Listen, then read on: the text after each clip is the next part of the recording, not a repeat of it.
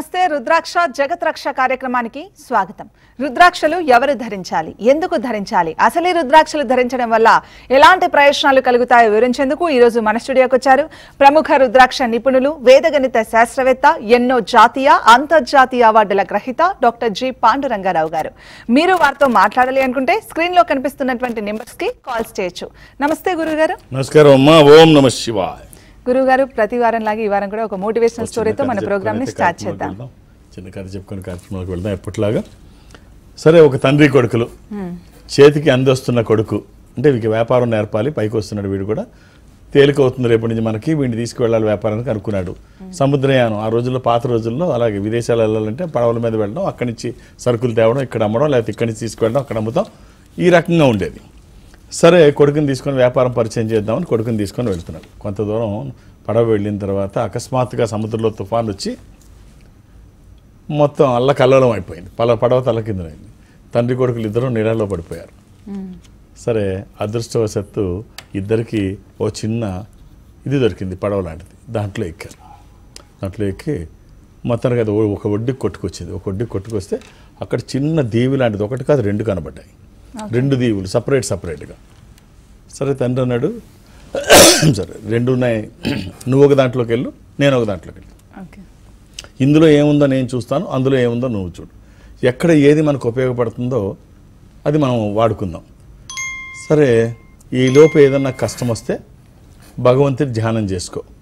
ఏదన్నా నీకు కావాలనుకుంటే ఆయన్ని కోరుకుంటే జరగడానికి అవకాశం ఉంటుంది. మనకి ఎవరుంటారు ఇక్కడ?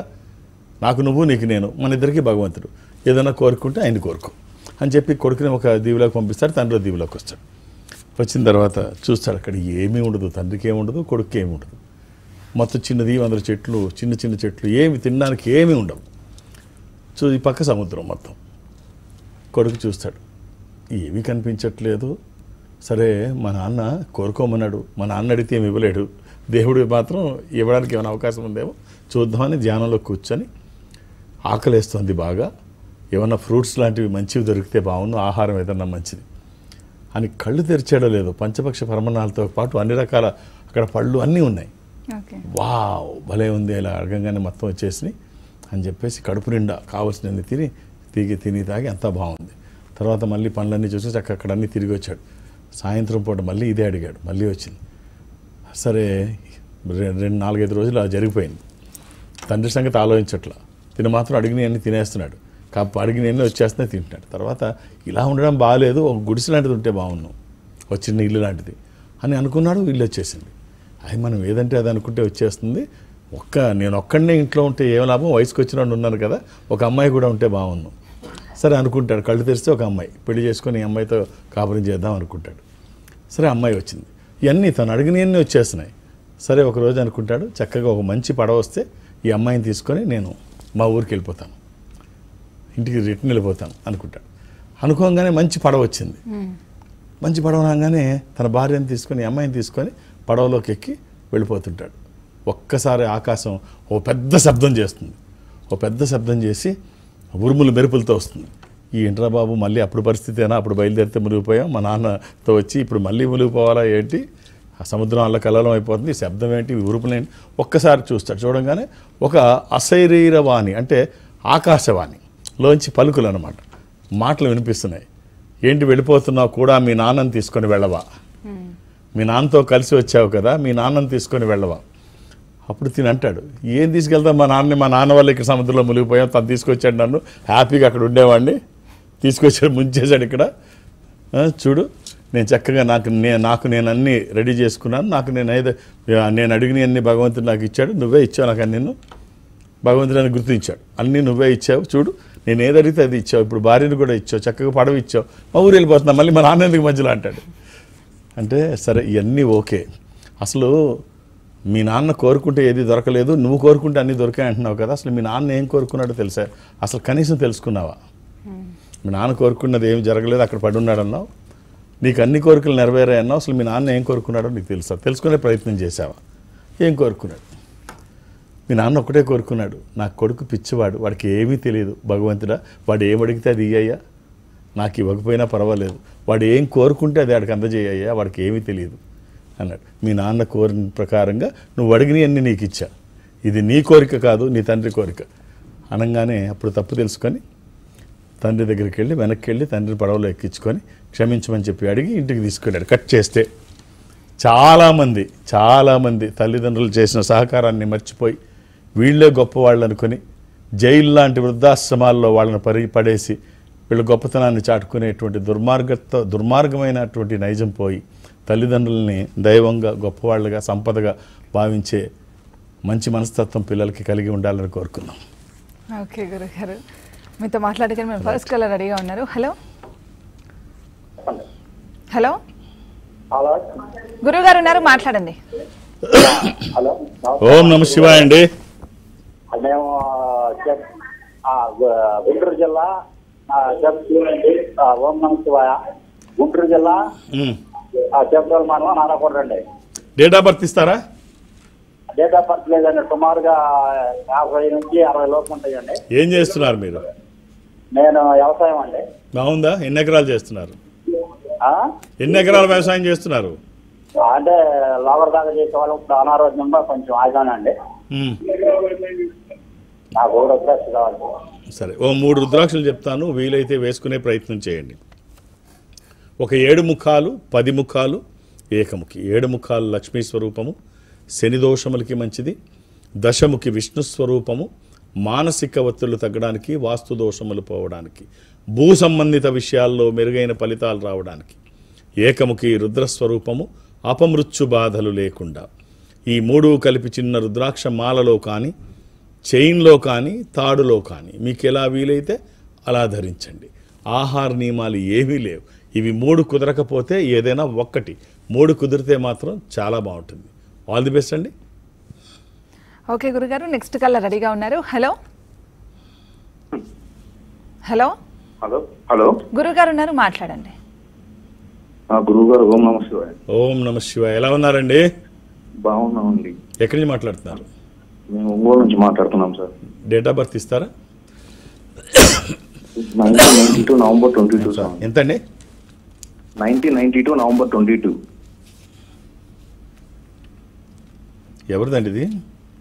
నాదేనండి.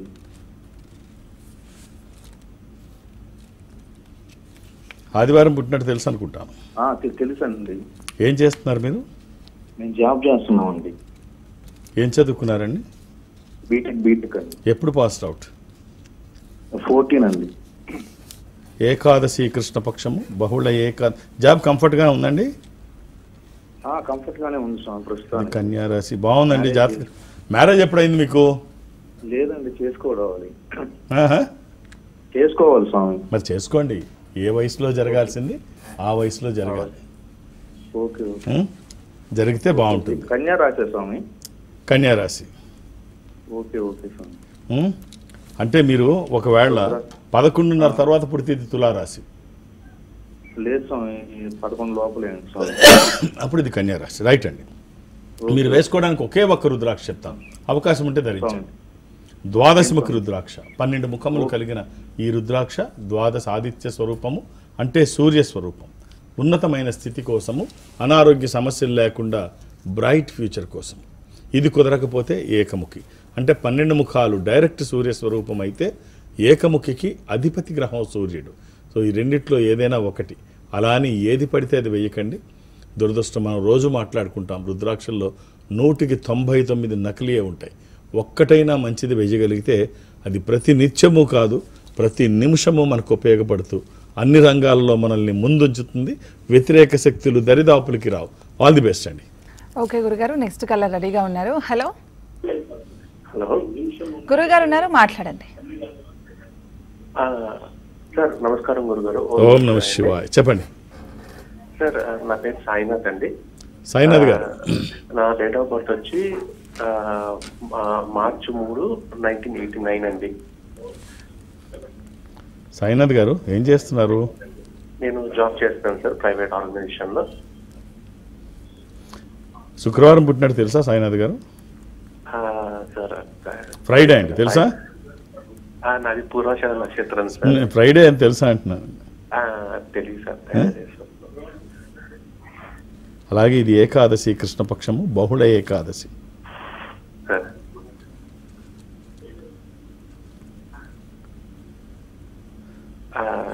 సార్ నాకు రుద్రాక్ష ఇది ధనుసు రాశి అండి మీది.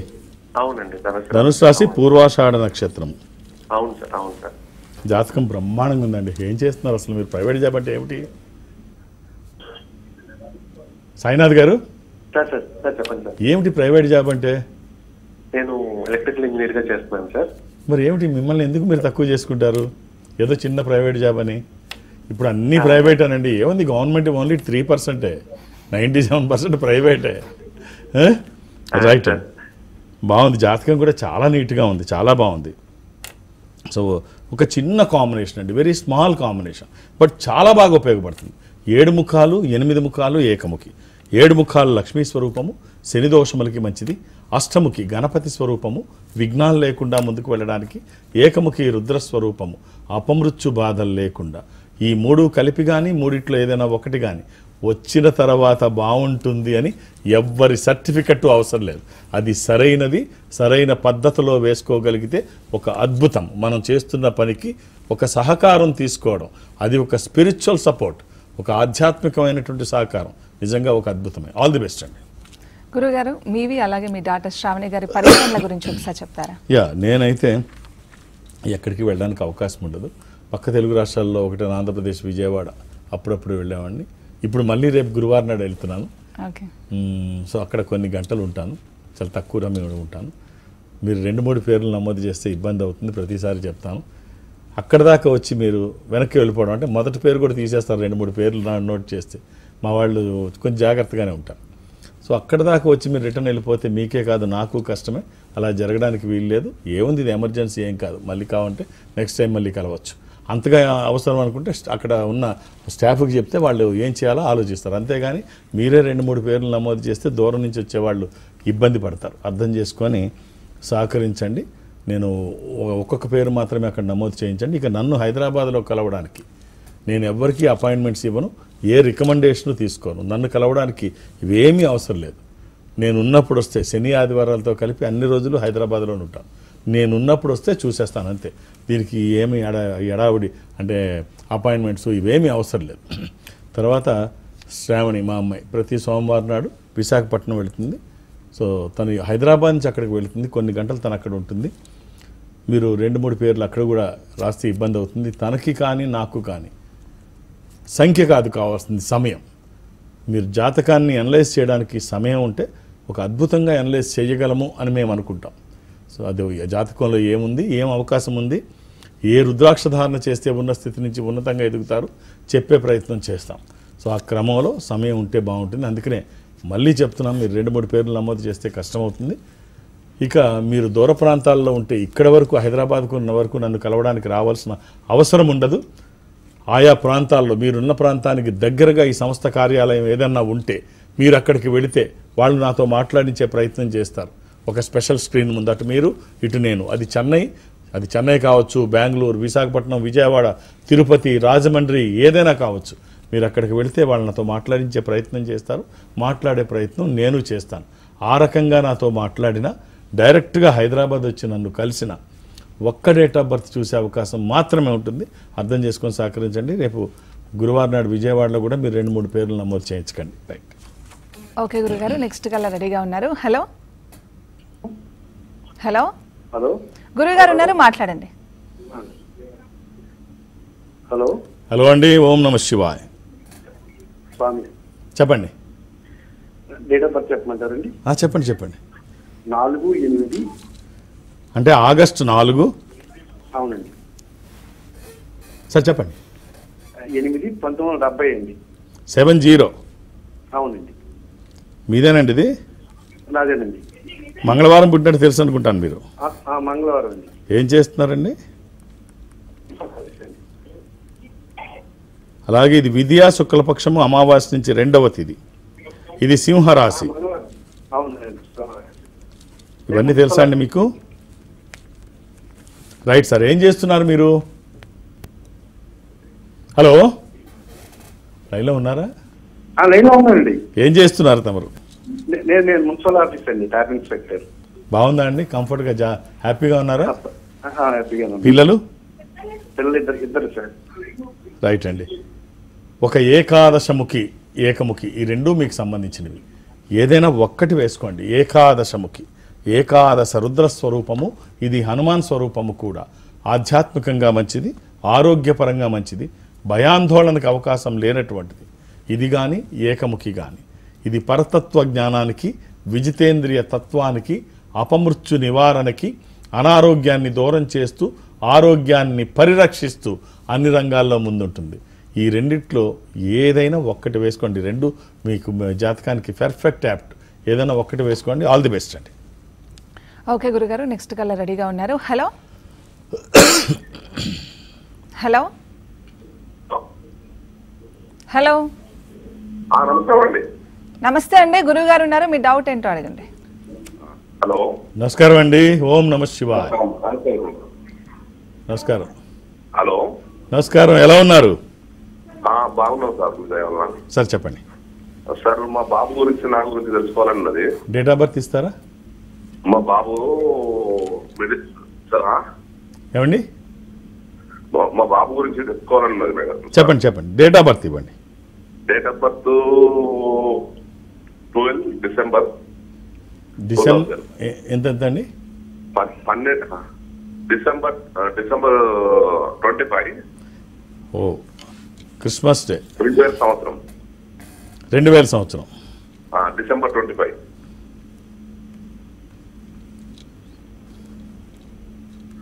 సోమవారం నాడు తెలుసు కదండి? అవును, సోమవారం 5:10 నిమిషాలకు జన్మించాడు. ఆ రోజు అమావాస్య కూడానండి. అవును సార్. సోమవారము అమావాస్య. ఇది స్కార్పియో, వృశ్చిక రాశి. ఒకవేళ రాత్రి 9:30 తర్వాత అయితే అది ధనుర్రాశి, మూలా నక్షత్రం. రైట్. ఈ అబ్బాయి ఏం చేస్తున్నారండి? విదేశాలకు వెళ్ళే అవకాశం అయితే పుష్కలంగా ఉంది.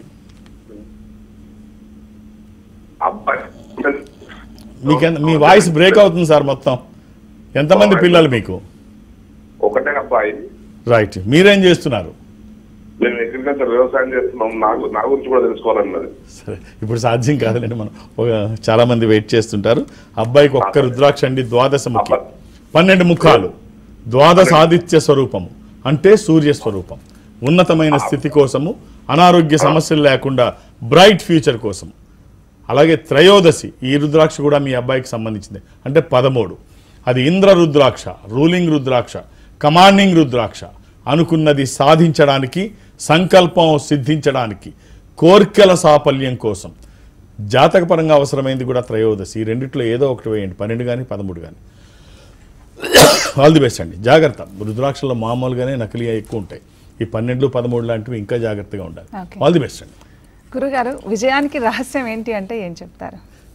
చిట్కాలు, రహస్యం. అఫ్ కోర్స్ ఇప్పుడు ఒక మహామేధావి, నేను బాగా రెస్పెక్ట్ చేసే వ్యక్తి, యనమూరి వీరేంద్రనాథ్. ఆయన విజయానికి ఏడు మెట్లు అంటారు. కరెక్ట్, అలాంటివి ఉంటాయి కాదండి. కానీ జనరల్గా ఈ విజయానికి చిట్కాలు, మెట్లు ఏమీ ఉండవు. అవి ఒక్కొక్కసారి ఏమవుతుందంటే విపరీతమైన శ్రమ ద్వారా, పట్టుదల ద్వారా విజయాలు వస్తాయి. ఒక్కొక్కసారి ఊహించని ఎదురు దెబ్బల వల్ల వస్తాయి. తనకు జరిగిన అవమానాల వల్ల వస్తాయి. ఇది అని చెప్పలేం.